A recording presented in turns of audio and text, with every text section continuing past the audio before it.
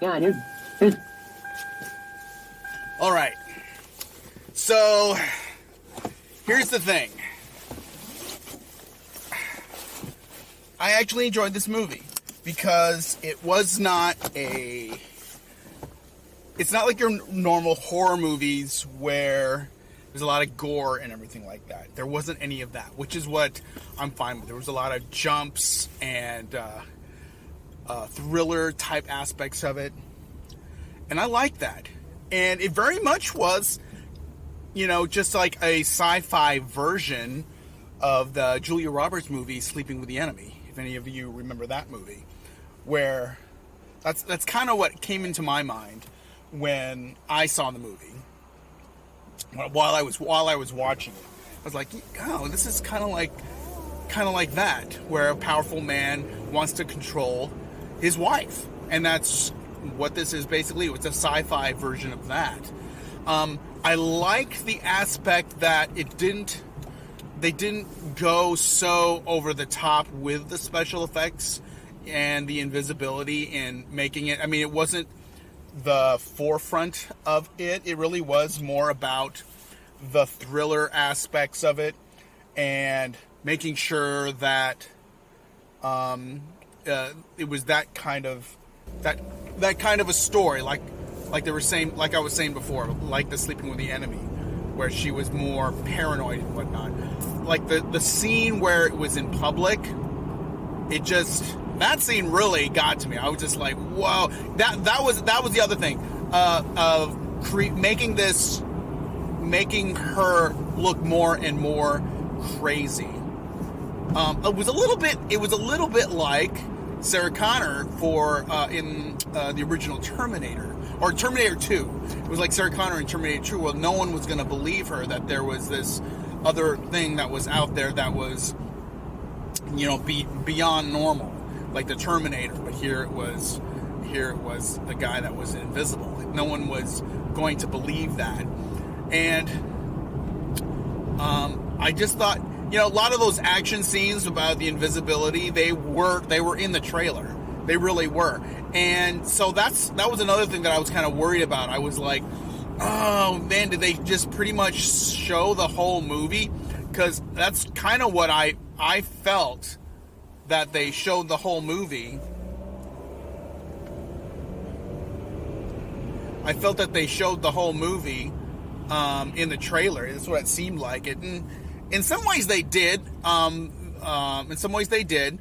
But there was enough that they didn't show that it was still satisfying. For me, I was still satisfied in that movie. Now, I didn't see it in a big crowd. I could see this being a fun movie in a big crowd.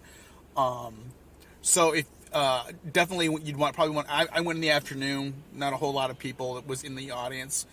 Not that I need that. It just makes it a little bit more enjoyable when it's with a bigger crowd.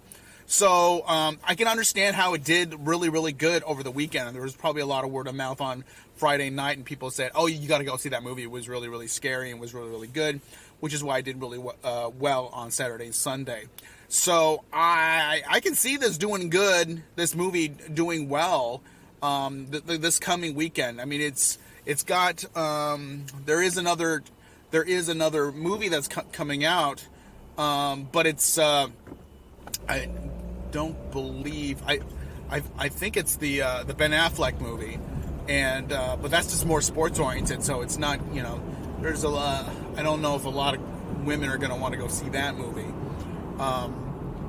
but this movie is definitely, you know, it's definitely for you know, for the women out there that don't mind being afraid.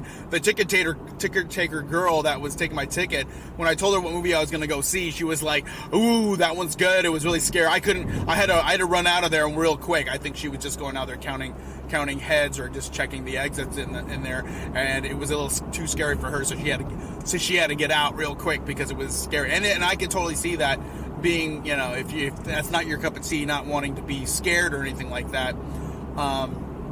But it's not scary in the traditional horror aspect out there, where it's like a monster that you don't know. This is like Sleeping with the Enemy. It's the monster that you do know. Ah, that should have been the tagline. The Invisible Man, the monster you know. Oh, whatever, you know. Hey. So, that is my somewhat of a review on this drive home review. I'm trying to see if this is a good way to do my reviews, because every time I want to do a review, I never get around to it. I never get around to actually doing it. I see the movie and then I'm like, oh, okay, I'm going to do the review, and I never get around to the actual review part. So maybe if I can just get it all done on the ride home, then maybe all I have to do is just kind of edit it down and show it to you guys. And Rotten Tomatoes gave The Invisible Man 91% tomato meter with an audience score of 89%, which I totally agree with. And the critics' consensus is smart, well acted, and above all, scary. The Invisible Man proves that sometimes the classic source material for a fresh reboot can be hiding in plain sight. And I agree with that. Okay, guys, I'll see you next time.